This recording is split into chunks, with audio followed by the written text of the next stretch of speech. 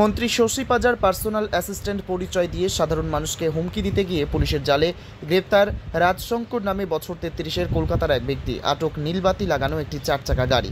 Police সূত্রে জানা গিয়েছে, দীর্ঘদিন ধরেই কলকাতার বাসিন্দা রাজশঙ্কর কদম্বগাছি এলাকার বিভিন্ন মানুষকে হুমকি দিয়ে যাচ্ছিল, এমনকি সেখান থেকে বাদ যাচ্ছিল না পুলিশ আধিকারিকরাও। মন্ত্রী শশী পাজার নাম ভাঙিয়ে একাধিক বিষয়ে বিভিন্ন থানার পুলিশদেরকেও ফোন করতেন। বুধবার রাতে দত্তপুকুর থানায় কদম্বগাছি ফাঁড়ি এলাকায় নীল রঙের একটি 4 চাকা গাড়ি করে এসে এলাকার সাধারণ মানুষকে বিভিন্ন ধরনের হুমকি দিতে তাদের সন্দেহ হয়।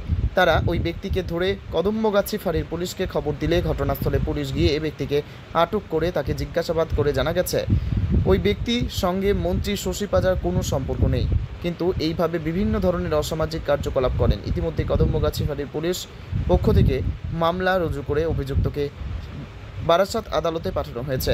পাশাপাশি গোটা বিষয়টি তদন্ত করা হয়েছে পুলিশের পক্ষ থেকে।